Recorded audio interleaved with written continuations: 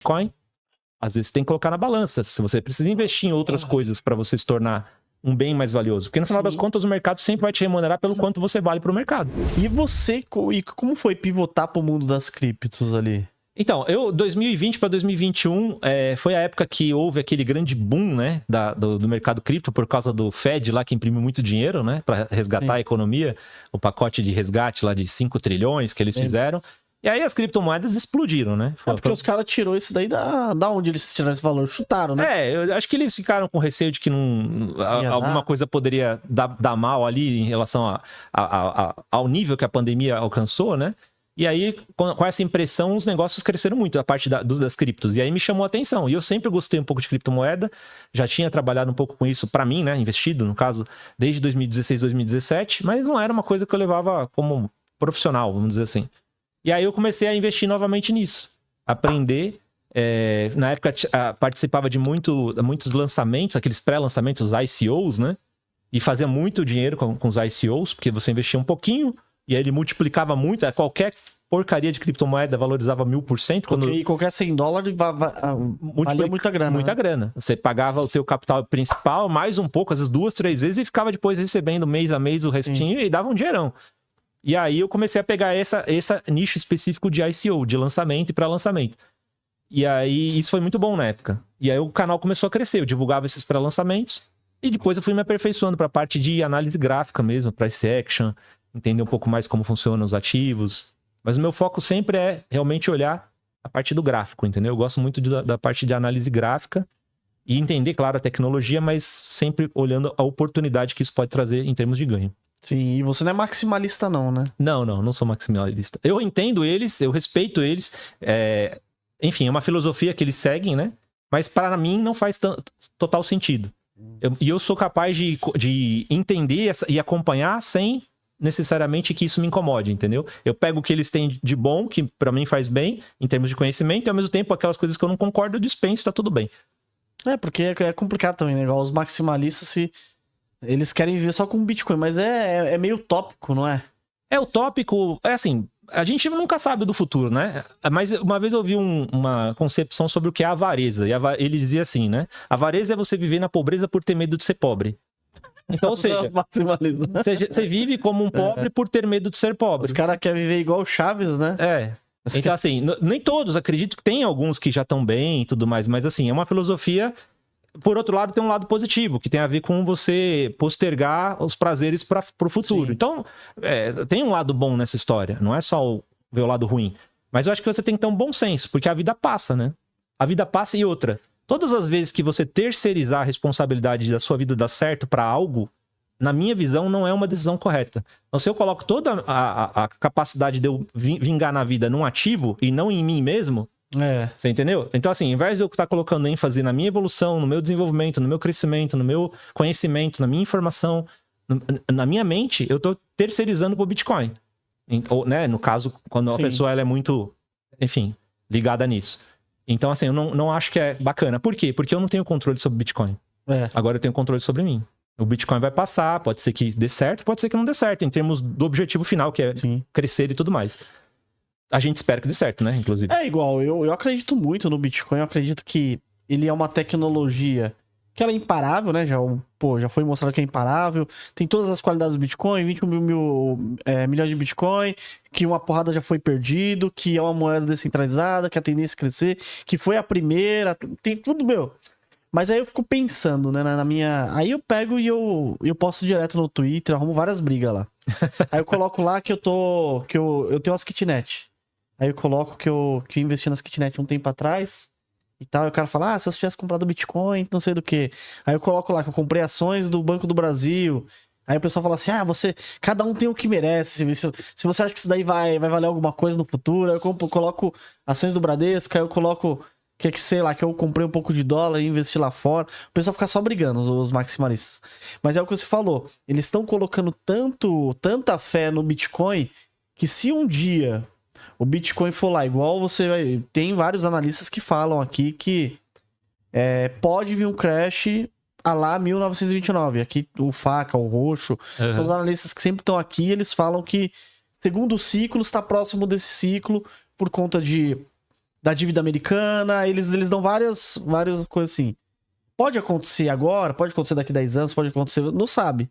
Mas assim, eu também não vou viver sempre achando que vai ter uma crise e eu tenho até uma certa produção, mas eu busco diversificar bastante. E eles falam que o Bitcoin numa dessa, ele cai 90%.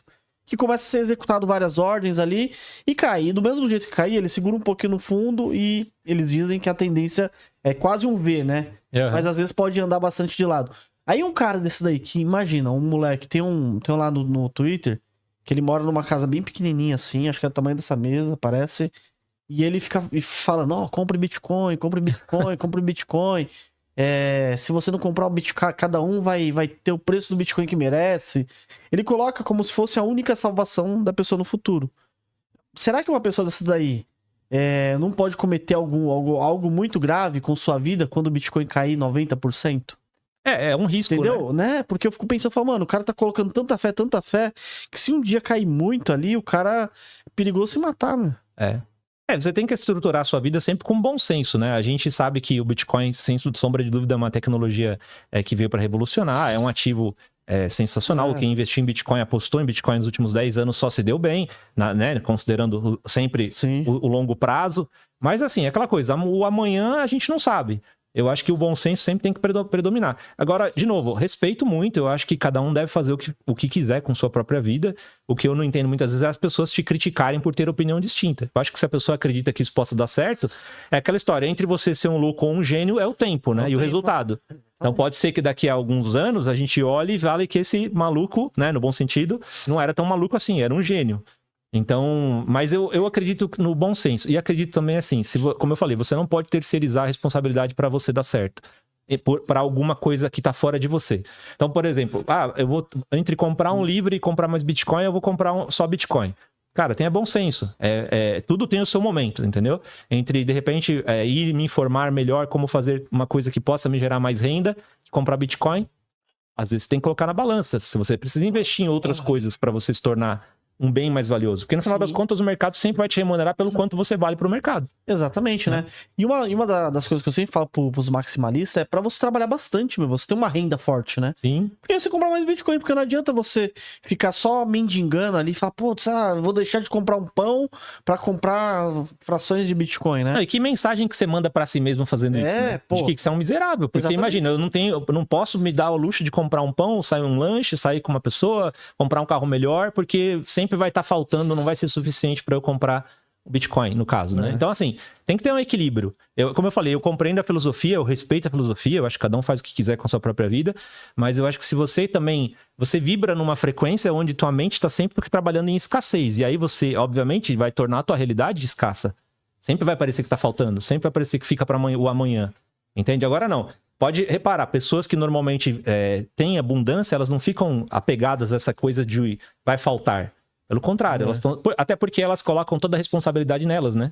Sim. É aquela história do passarinho que tá em cima do galho e ele confia porque ele sabe que ele tem as asas dele, não por causa do galho. Sim, verdade. Então as asas estão prontas para agir. Então eu acho que é esse o ponto. Se o cara tá nesse foco de acumular Bitcoin e ele tá ao mesmo tempo agregando para ele conhecimento, se valorizando perante o mercado, eu acho que tá tudo bem. Agora, se fica só nessa, achando que isso que vai ser a salva-pátria, até porque Bitcoin já é um ativo relativamente grande, ainda que ele cresça 10 vezes, que seria maravilhoso, vai para mais de $1 milhão, dependendo do quanto você tiver, você não vai mudar a tua vida financeiramente. Não, de jeito entendeu? Nenhum. Se o cara não tiver pelo menos ali 100, 200 mil reais investido, ele vai, muitas vezes, vai ter um upgrade, mas vai ser uma coisa que vai num carro, entendeu? Exatamente, Numa decisão errada, adeus dinheiro.